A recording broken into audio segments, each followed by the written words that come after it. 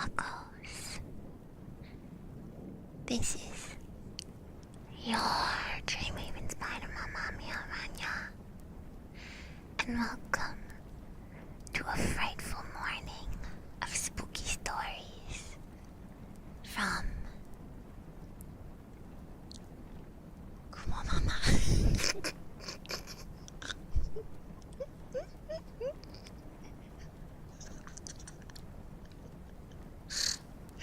That's my first time trying this.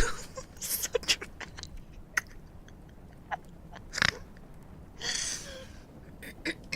It's so dramatic, isn't it? Because we're going to read some very dramatic stories. My tongue.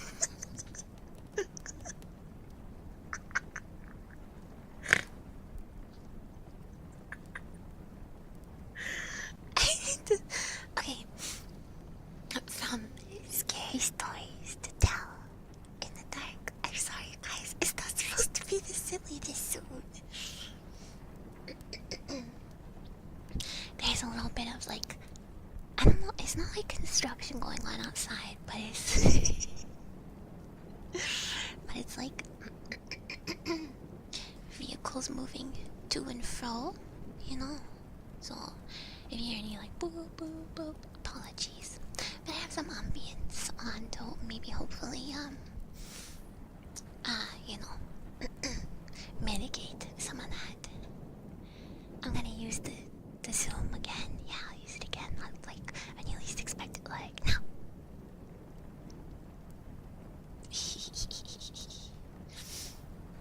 Hold on, I have to clear my throat.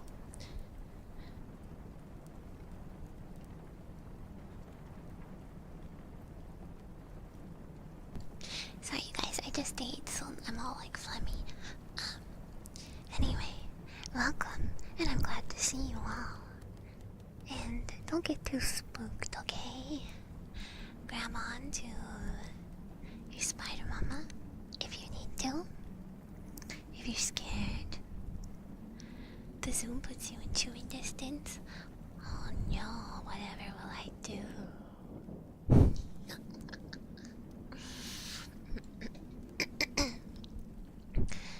Alright. Let's get started, shall we? This is Scary Stories to Tell in the Dark, collected from folklore and retold by Alvin Schwartz, with drawings, horrific drawings by Stephen Campbell. Oh, I'm not gonna eat you, but something else might. Just kidding, I would never let anything else eat you guys. Alright. Let's go on to the first story. Now there's a lot of preamble, okay? So you had these books and loved them. I'm glad these are you know, these are classics. And the illustrations are so spooky. I love them, black and white, nice and like nice and I don't know, they're eerie, you know, a little uncanny, you know.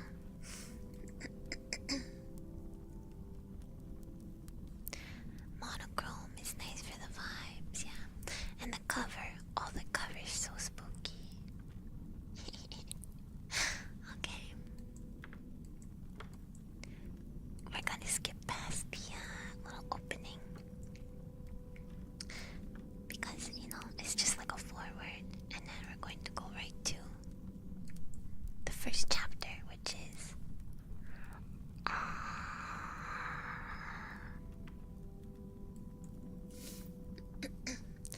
and we'll read the big tome.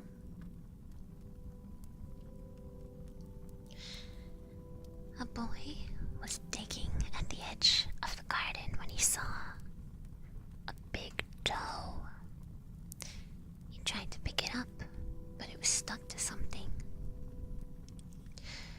So he gave it a good hard jerk, and it came off in his hand. Then he heard something groan and scamper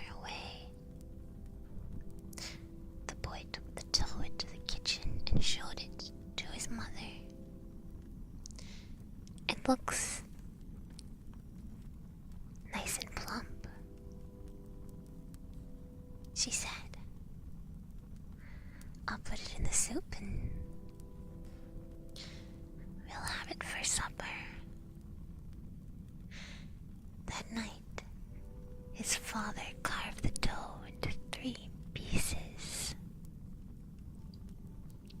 and they each had a piece. Mom's acting real sus right now. Delicious dough soup.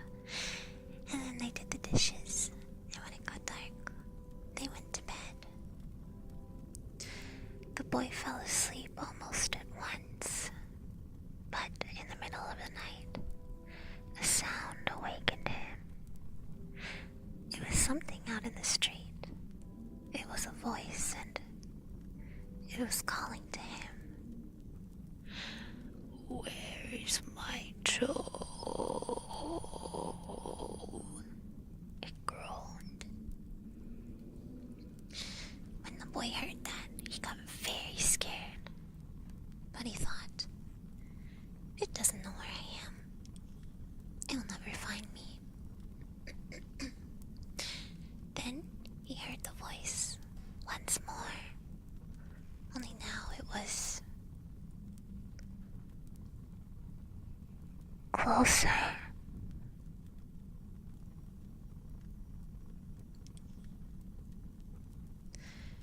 Where is my toe?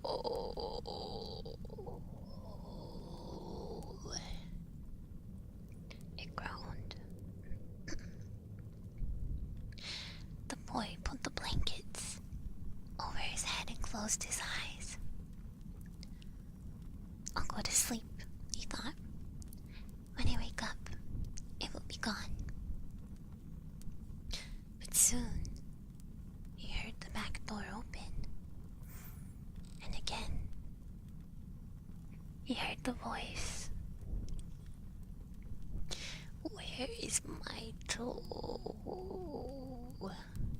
It groaned. Then the boy heard footsteps move through the kitchen, into the dining room, into the living room, into the front hall. Then slowly they climbed the stairs. Closer and closer they came. Soon they were in the upstairs hall. Then now they're outside his door. Where is my toe? The voice groaned.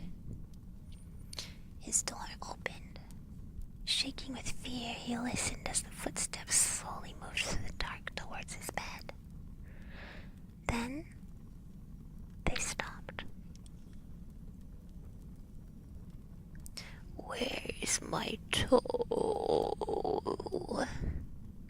The voice groaned. You've got it!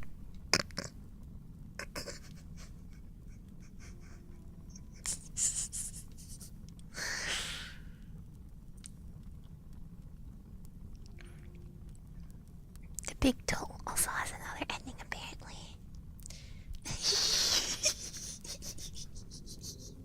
Did I spook you?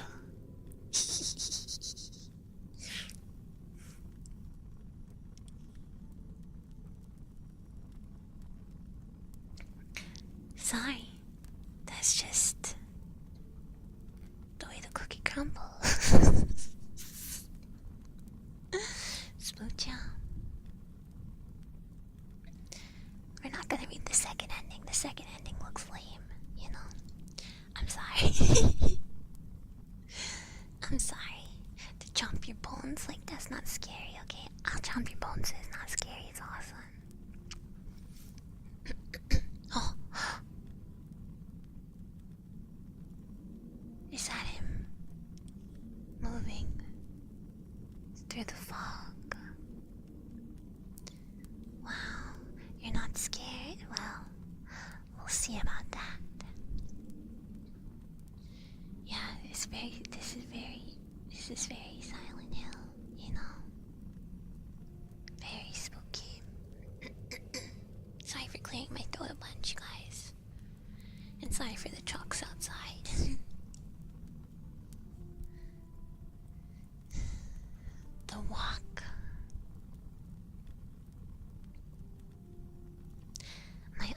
was walking down a lonely dirt road one day. He came upon a man who was walking down that road. Also, the man looked at my uncle, and my uncle looked at the man. The man was scared of my uncle, and my uncle was scared of that man. But they kept walking, and it began to get dark. The man looked at my uncle, and my uncle looked at the man. The man was very scared of my uncle, and my uncle was very scared of that man. But they kept on walking, and they came to a big woods. It was getting darker. And the man looked at my uncle, and my uncle looked at the man. The man was really scared of my uncle, and my uncle was really scared of that man. But they kept on walking, and deep down into the woods they went. It was getting darker, and the man looked at my uncle, and my uncle looked at the man. The man was terribly scared of my uncle, and my uncle was terribly scared of... I can't scream at you guys, this is asthma. Two introverts be like... So I can only just go...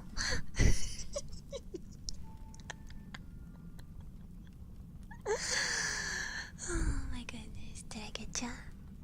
Did I get ya?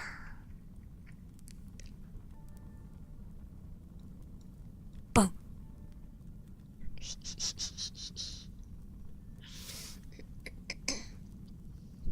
Make it a chew, Buckles will never survive. Well, then it seems like the uncle and the man chewed one another, and that's it's getting a little PG-14, you know?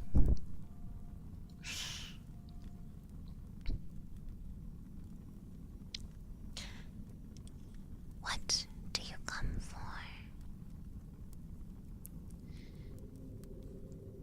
There was an old woman who lived all by herself. She was very lonely. They didn't fall in love, no. And the man was in there, and my uncle's out here. Where's the caveman? It's not, it's cup, no, it's not. Yeah, they might even hold hands. I can't read any further on that one. Okay. Sitting in the kitchen one night, she said, "Oh, I wish I had some company." No sooner had she spoken than down the chimney tumbled 2 feet, from which the flesh had rotted. The old woman's eyes bulged with terror. They just walked by being all scared, like, the conclusion of that story was, I scream at you guys. There's nothing else. Then 2 legs dropped from the hearth and attached themselves to the feet. Then a body tumbled down and 2 arms. And a man's head.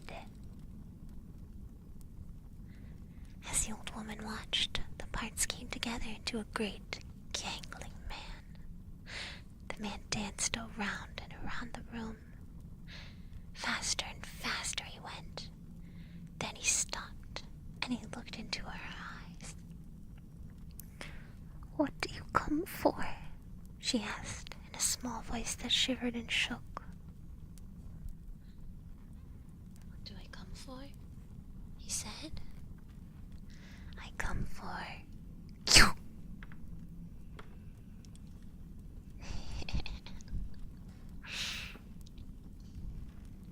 Oh, ew, that's his feet. Ew, he comes for you guys. You guys, he's coming for you guys.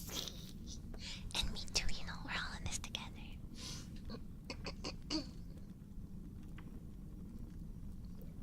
If the old man comes for you, he's coming for me too, alright? And that's the Kumo Mama promise. I protect.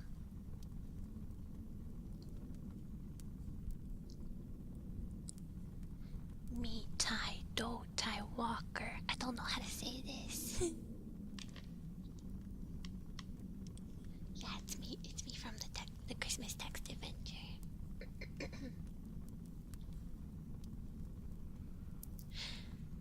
was a haunted house where every night a bloody head fell down the chimney. At least, that's what people said. So nobody would stay there overnight.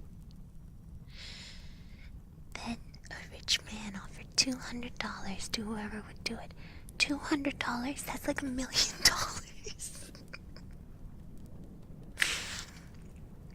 And this boy said he would try if he could have his dog with him. So, it was all settled.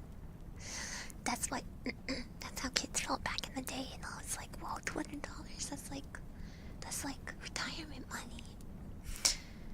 The very next night, the boy went to the house with his dog. To make it more cheerful, he started a fire in the fireplace. Yeah, I'm an expert. This is from 1981. Then he sat in front of the fire and waited, and his dog waited with him.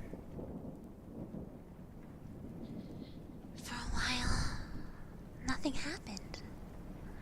But a little after midnight, he heard someone singing softly and sadly off in the woods. The singing sounded something like this. Me tai do tai walker. It's just somebody singing, the boy told himself. But he was frightened. Yeah, this kid's gotta get infinite money. Then his dog answered the song. Softly and sadly it sang. Ling chicken chikali molly dingo dingo. The boy could not believe his ears. His dog had never uttered a word before. Then, a few minutes later, he heard the singing again.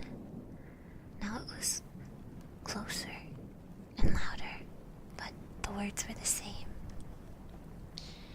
Me tai do tai walker. This time, the boy tried to stop his dog from answering. He was afraid that whoever was singing would hear it and come after them.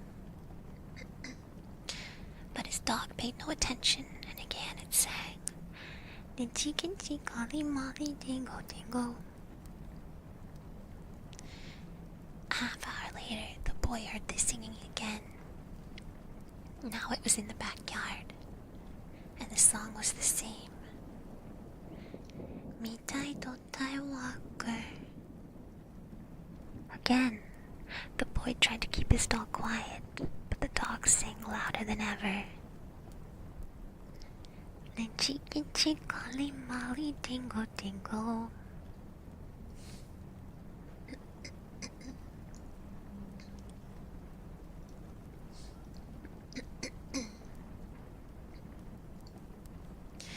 Soon, the boy heard the singing again. Now it was coming down the chimney. Me tai do tai walker. The dog sang right back. Then chicken chikali molly dingo dingo. Suddenly, a bloody head fell out of the chimney. It missed the fire and landed right next to the dog. The dog took one look and fell over. Asleep from fright. No. He just fell asleep. Asleep from fright, you guys. I changed it. Asleep from fright. The head turned and stared at the boy. Slowly, it opened its mouth and... I can't do these jump scare ones, you guys. Not for ASMR. That's what it says on the page. Yeah, he just fainted. He just fell asleep a little bit.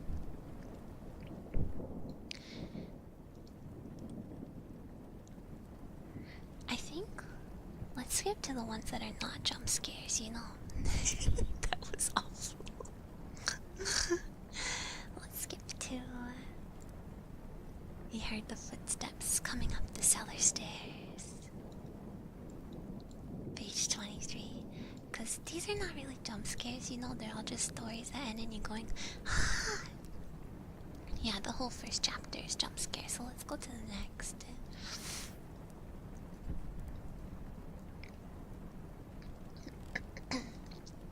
Oh yeah, here's the next one. There are ghosts in this chapter. One comes back as a real person. Another takes revenge on her murderer. And there are other strange happenings. Other strange happenings. Okay.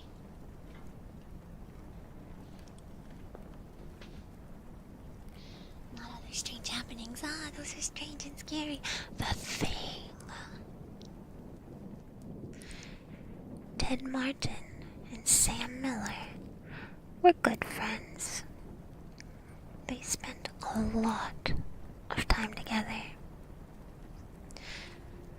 On this particular night, they were sitting on a fence near the post office, talking about one thing and another. There was a field of turnips across the road. Suddenly, they saw something crawl out of the field and stand up. It looked like a man, but in the dark, it was hard to tell for sure. Then, it was gone. But soon it appeared again. It walked halfway across the road, then it turned around and went back into the field. Then it came out a third time and started towards them. By now, Ted and Sam were scared and they started running. But when they finally stopped, they decided they were being foolish. They weren't sure what had scared them. So they decided to go back and get a better look. Pretty soon, they saw it, for it was coming to meet them.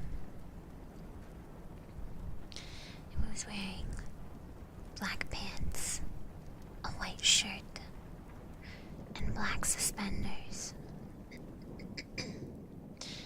Sam said, "I'm going to try to touch it. Then we'll know if it's real." He walked up to it and peered into its face. It had bright, penetrating eyes sunk deep in its head, and it looked like a skeleton. Ted took one look and screamed, and again he and Sam ran, but this time, the skeleton followed them.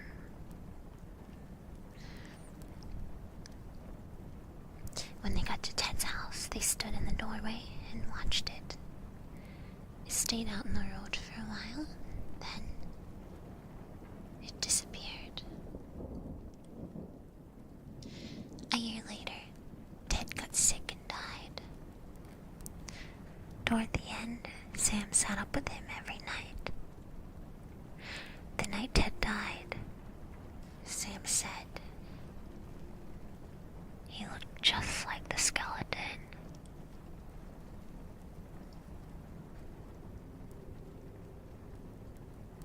That is really sad.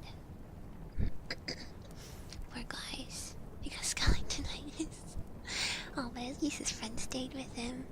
That is so sad. Yeah, I'm saying skeleton instead of skeleton because I'm reading it in a book, you know, so I gotta be proper about it. Yeah, at least he had someone with him in his last moments. Yeah. His friend. Oh. Dang, why is that sad? I don't care that you look like the skeleton. I just want Sam and I just want Sam and Ted to be happy. Okay. Cold as clay. Why am I getting balked? Why?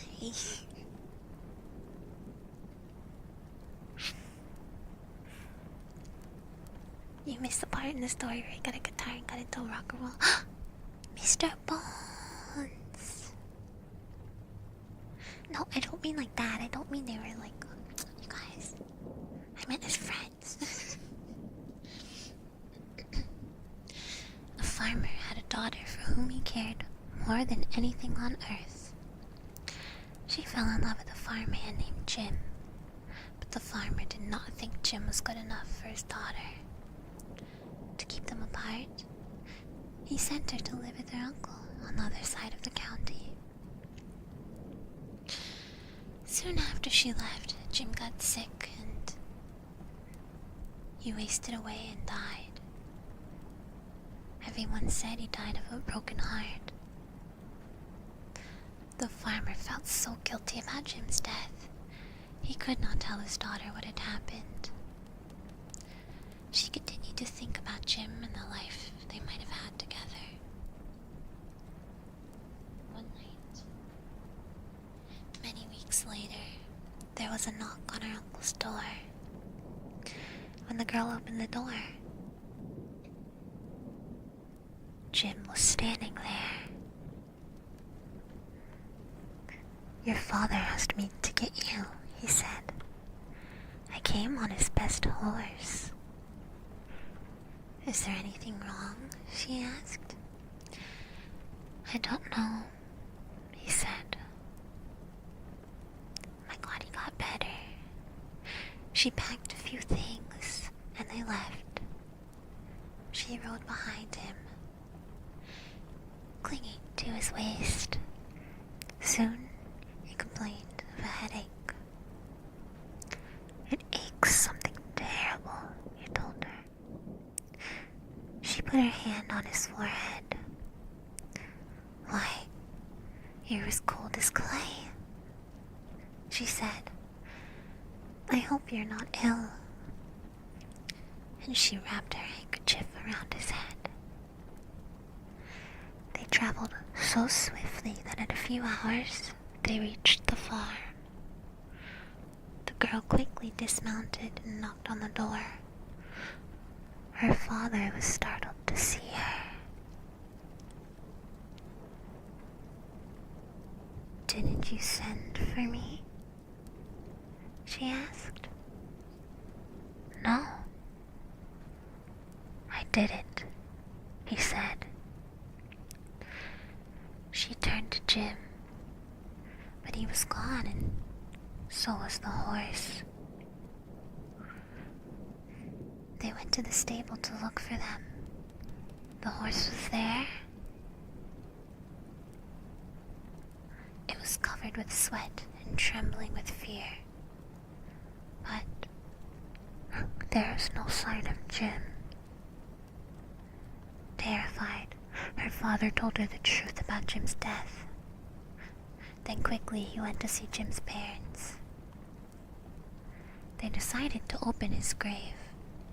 That's like an insane thing to do. The corpse was in its coffin, but around its head, they found the girl's handkerchief.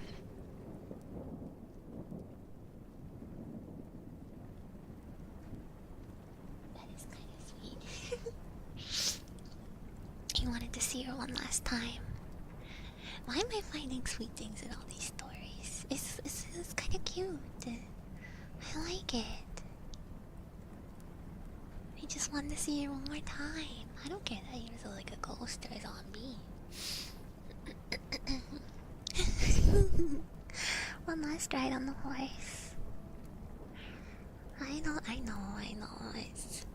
I can't help the way I am. It's gothic romantic. Ah, I love it. I feel like it's crazy that they opened this coffin though. That's crazy. No more sweet things in romances. No, I want sweet ones. Okay. And the poor horse was so spooked. Next we have... Oh, that scary picture. The white wolf. Not to be confused with the black wolf. Oh.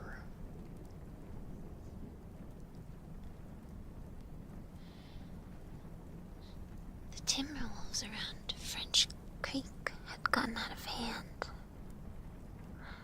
There were so many wolves, the farmers would not stop them from killing their cattle and sheep. So, the state put a bounty on them. It would pay a hunter $10 for every wolf pelt he turned in. A butcher in town named Bill Williams thought that was pretty good money. He stopped working as a butcher and started killing wolves. This is sad. He was good at it. Every year he killed over 500. Jesus, dude. That's a lot. Careful of the wolf population. That came to more than $5,000. It was quite a bit of money in those days. Yeah, I don't like that. Bill Williams, that's too many. It's okay. It's okay. It's not real. It's just a story, guys. It's okay.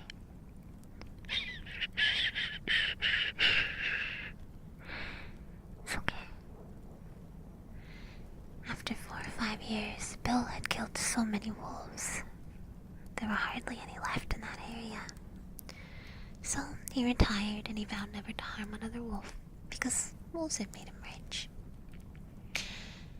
Then one day, a farmer reported that a white wolf had killed 2 of his sheep. He had shot at it and hit it, but the bullets didn't have any effect. Soon, that wolf was seen all over the countryside, killing and running, but nobody could stop it. One night, it came into Bill's yard and killed his pet cow. No! No! Not his pet cow. Bill forgot his decision to never harm another wolf. He went into town the next morning and bought a young lamb for bait. Oh my god, dude. Dude. He took it out to the hills and tied it to a tree. Then he backed off about 50 yards and sat down under another tree. With his gun in his lap, he waited. When Bill didn't come back, his friends started looking for him. Finally, they found the lamb. It was still tied to a tree. It was hungry, but it was alive. Then they found Bill. He was still sitting against the other tree, but he was dead. His throat had been torn open, but there was no sign of a struggle. His gun hadn't been fired, and there was no tracks in the soil around him. As for the white wolf, it was never seen again. Having killed 500 wolves during 5 years, I don't think this guy cares about the safety of other animals. Yeah, I mean, that's crazy. That goes beyond, like, population control.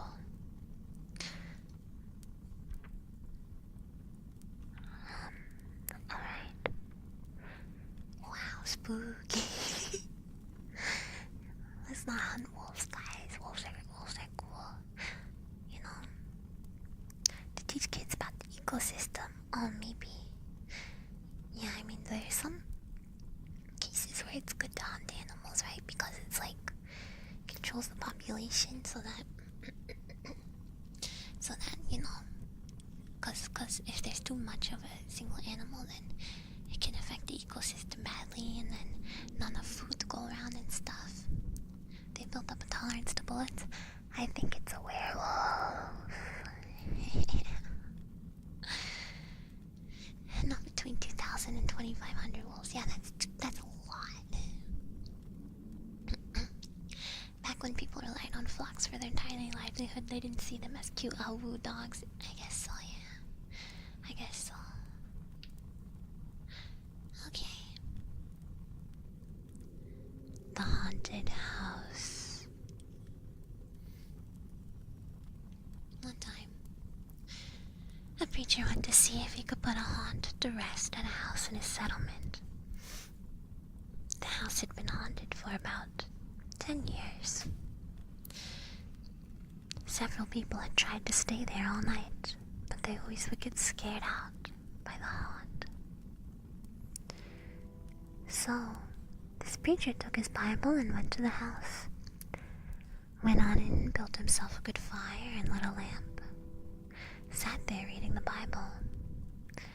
Then just before midnight, he heard something start up in the cellar. Walking back and forth. Back and forth. Then it sounded like somebody was trying to scream and got choked off. Then there was a lot of thrashing around and struggling, and finally, everything got quiet.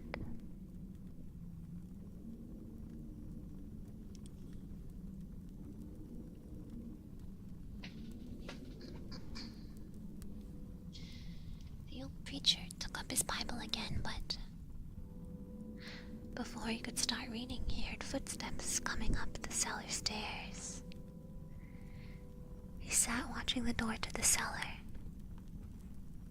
and the footsteps kept coming closer and closer. He saw the doorknob turn, and when the door began to open, he jumped up and hollered, "What do you want?" The door shut back, easy like, and there wasn't a sound. The preacher was trembling a little, but he finally opened the Bible and read a while. Then he got up and laid the book on the chair and went to mending the fire. Then the haunt started walking again and step, step, step up the cellar stairs. The old preacher sat watching the door, saw the doorknob turn and the door open. It looked like a young woman. He backed up and said, "Who are you? What do you want?"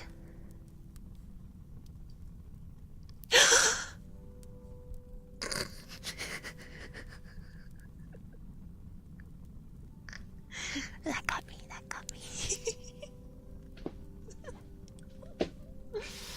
That one got me all over. Is she okay? I think she's dead. Shh, it's okay. It's just a drawing, like you or I could draw. You're okay, it's safe. You can't fix her though, she's like definitely really dead. The haunt sort of swayed like she didn't know what to do. Then she just faded out. The old preacher waited, and when he didn't hear any more noises, he went over and shut the door. He was sweating and trembling all over, but he was a brave man and thought he'd be able to see it through. So he turned his chair to where he could watch. He sat down and waited. It wasn't long before he heard the haunt start up again, slowly. Step, step, step, step, step. Closer and closer. Step, step.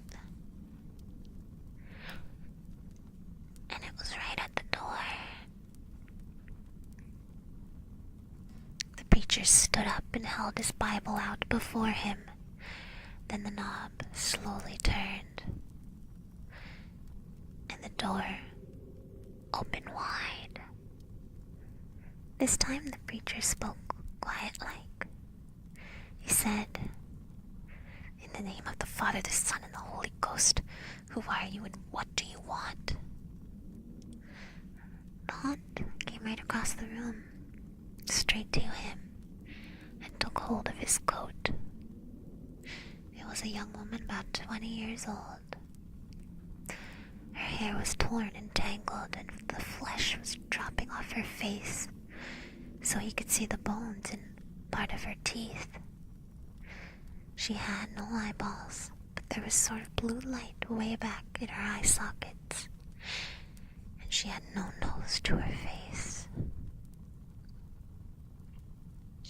Then she started talking. It sounded like her voice was coming and going with the wind blowing it. She told how her lover had killed her for money and buried her in the cellar. She said that if the preacher would dig up her bones and bury her properly, she could rest. Then she told him to take the end joint of the little finger from her hand and lay it in the collection plate at the next church meeting, and he'd find out who had murdered her. And she said, if you come back here once more after that, you'll hear my voice at midnight, and I'll tell you where my money is hid, and you can give it to the church. The haunt sobbed like she was tired, and she sunk down towards the floor and was gone.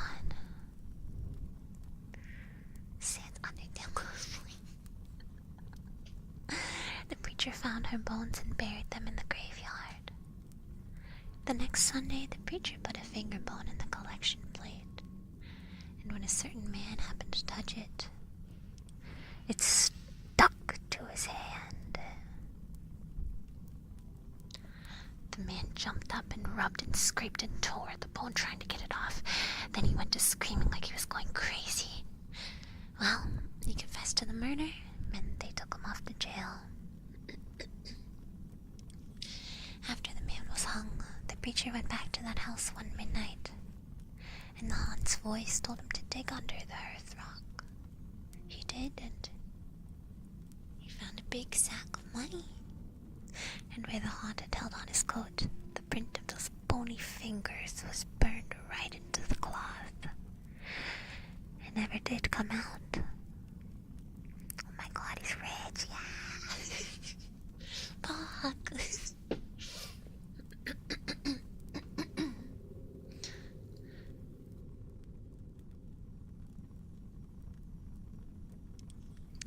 Got a confession, yeah, that was, you know what? All things considered. I guess that one was pretty spooky, so they must have, wanted to make it a little fun by the end. I think I would like a sack of coins, yeah. Alright. The guests. A young man and his wife were on a trip to visit his mother. Usually, they arrived in time for supper, but they had gotten a late start, and now it was getting dark. So they decided to look for a place to stay overnight and go on in the morning. Just off the road, they saw a small house in the woods. Maybe they rent rooms, the wife said. So they stopped to ask. An elderly man and woman came to the door. They didn't rent rooms, they said, but they would be glad to have them stay overnight as their guests. They had plenty of room, and they would enjoy the company. The old woman made coffee and brought out some cake, and the four of them talked for a while. I love her. Speaking of coffee, then the young couple were taken to their room. They again explained they wanted to pay for this, but the old man said he would not accept any money. The young couple got up early the next morning before their host had awakened, and on a table near the front door, they left an envelope with some money in it for the room. Then they went on to the next town. They stopped in a restaurant and had breakfast. When they told the owner where they had stayed, He was shocked. That can't be, he said. That house burned to the ground and the man and woman who lived there died in the fire. The young couple could not believe it, so they went back to the house. Only now there was no house. All they found was a burned out shell. They stood staring at the ruins, trying to understand what had happened. Sorry for my tongue. Then the woman screamed. In the rubble was a badly burned table, like the one they had seen by the front door. On the table was the envelope they had left this morning. Would you stay in that house? Would you stay in that house? That was a very nice old couple. Aw. Aw, I'm sad again. Aw, they wanted some company. They were wandering ghosts. Yeah, you would. If I had Ami to protect me from ghosts, sure. They seem like nice ghosts. I feel like not all ghosts are meanies, you know.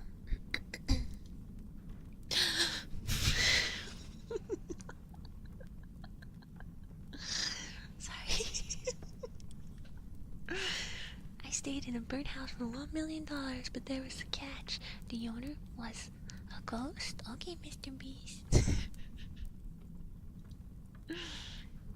Alright, this is gonna be the last story for today, okay, guys? Then I gotta get ready for Dark Sea 2 later. Okay, so.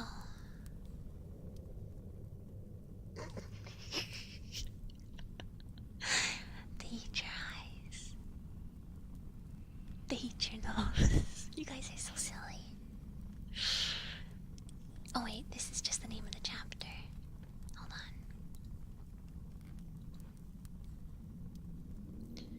Do you ever laugh as the hearse goes by? For you may be the next to. Addy? Hold on.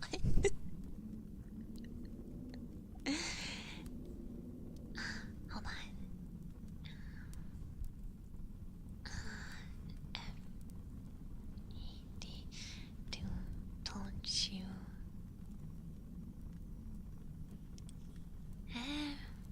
don't you ever laugh? I don't know. I can't read. Okay, whatever. Let me think. Don't you ever laugh as the hearse goes by? For you may be the next to die. I can't read it. Am I close? Don't you ever laugh as the hearse goes by? For you may be the next to die. I don't know. Okay, I'll just make it up.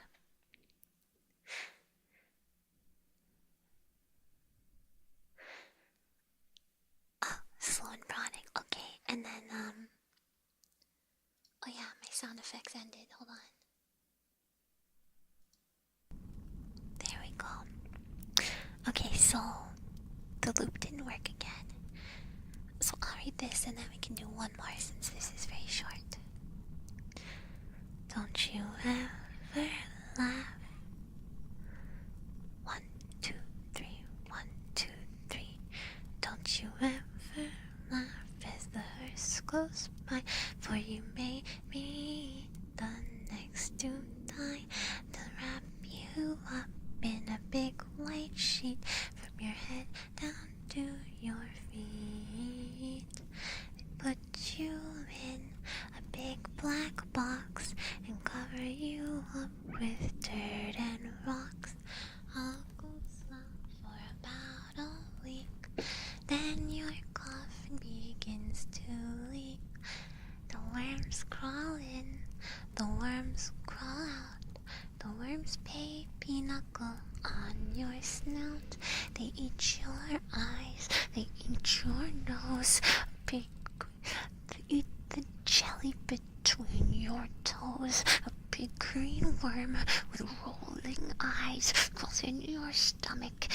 out your eyes. Your stomach turns a slimy green and pus pours out like whipping cream.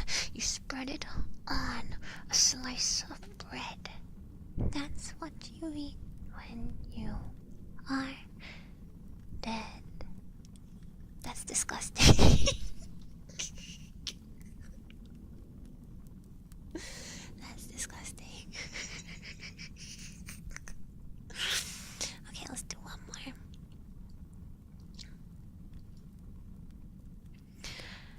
The girl who stood on the grave.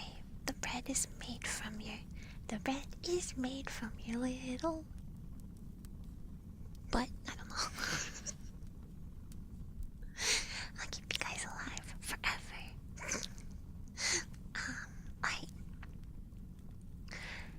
Some boys and girls were at a party one night. There was a graveyard down the street, and they were talking about how scary it was. Don't ever stand on a grave after dark, one of the boys said. The person inside will grab you. He'll pull you under. That's not true, one of the girls said. It's just a superstition. I'll give you $1 if you stand on a grave, said the boy. A grave doesn't scare me, said the girl. I'll do it right now. The boy handed her his knife. Stick this knife in one of the graves, he said. Then we'll know you were there. The grave was filled with shadows and was as quiet as death. There's nothing to be scared of, the girl told herself, but she was scared anyway. She picked out a grave and stood on it. Then quickly, she bent over and plunged the knife into the soil. And she started to leave. But she couldn't get away. Something was holding her back. She tried a second time to leave, but she couldn't move. She was filled with terror. Something has got me, she screamed, and she fell to the ground. When she didn't come back, the others went to look for her. They found her body sprawled across the grave. Without realizing it, she had plunged the knife through her skirt and pinned it to the ground. It was only the knife that held her. She had died of fright.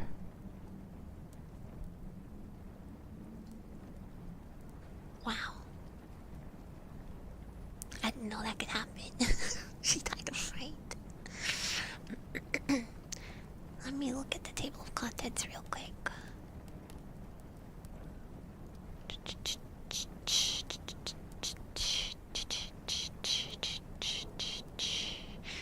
Did anyone have any specific requests for any specific stories before I head up?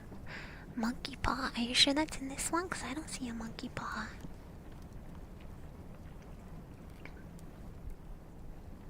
I see alligators.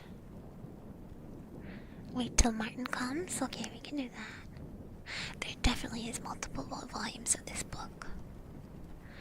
I don't see any about spiders, no. Let's do wait till Martin comes.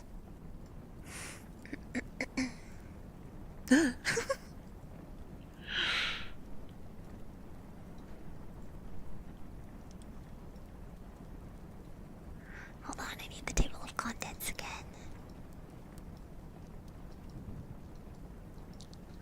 I didn't take note of what page it was on. 84, okay.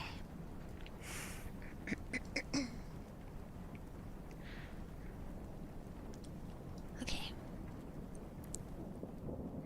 Is something sad gonna happen to the kitty? You have to tell me. Cause if something sad happens to the kitty, I don't know if I can read it.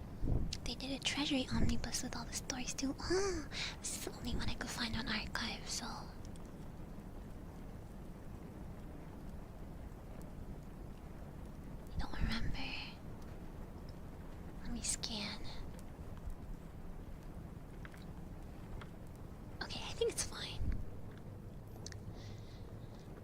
An old man was out for a walk. When a storm came up, he looked for a place to take shelter. Soon he came to an old house. He ran up the porch and knocked on the door, but nobody answered. By now, rain was pouring down and thunder was booming. Lightning was flashing.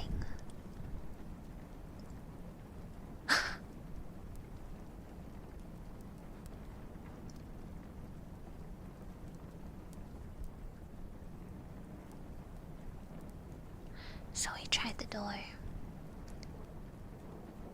When he found it was unlocked, he went inside.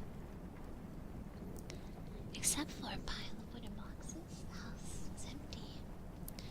He broke up some of the boxes and made a fire with them. Then he sat down in front of the fire and dried himself. It was so warm and cozy that he fell asleep.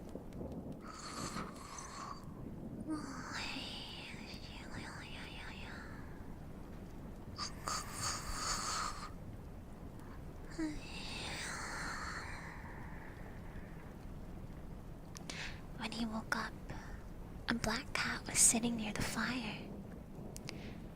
It stared at him for a while, then it purred.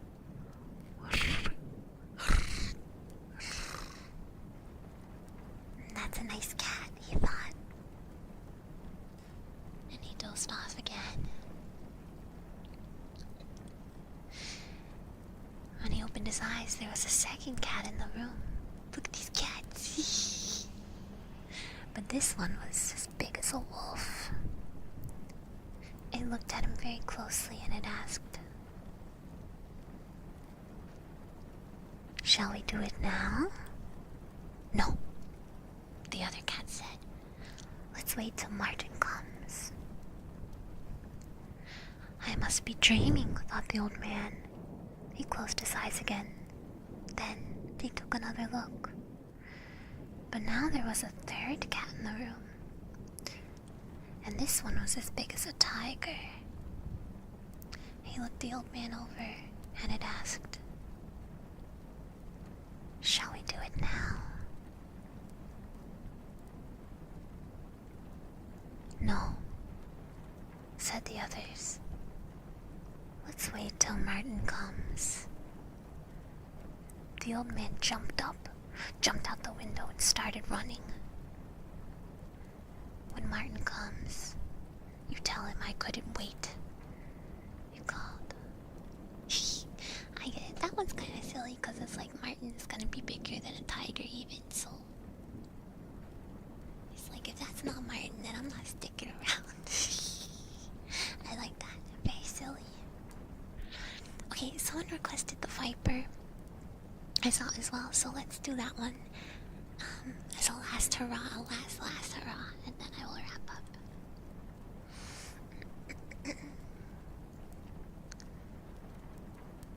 The Viper is amazing. Okay, let's check it out. The Viper 75. Let's take a look.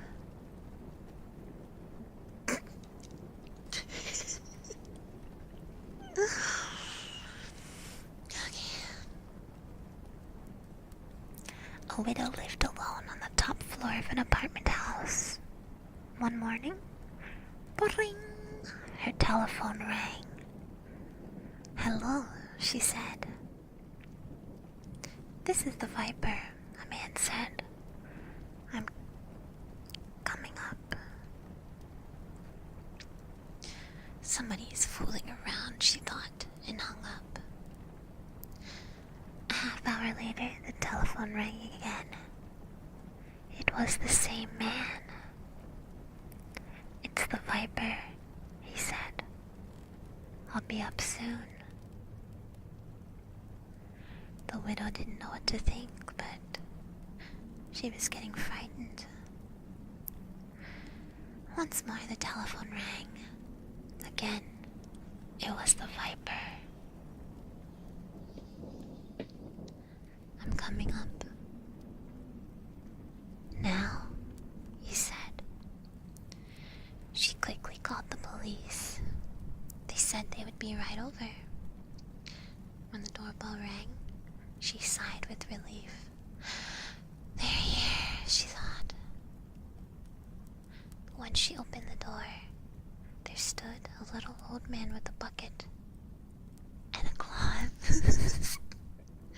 I am the Viper, he said. I wish to wash and wipe the windows.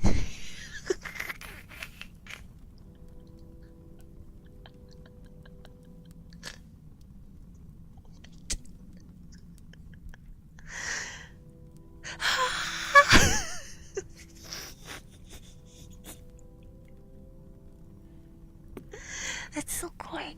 That's so corny. I thought it was gonna be scary. Oh, that was silly, you guys. Alright. Let's stop there for today with some stories to tantalize and frighten your senses. I hope you enjoyed. And don't get too spooked. Because remember, it's my mama right here. And I'm not gonna let no ghosts or ghouls or zombies get you, okay? Alright, I'll see you guys in a little bit for some delightful... Oh, I got a notification. I'll thank you for that later, okay? During the later stream. Thank you so much. I'll thank you for it later, just to not, thank you. To not disrupt the ASMR vibes too much.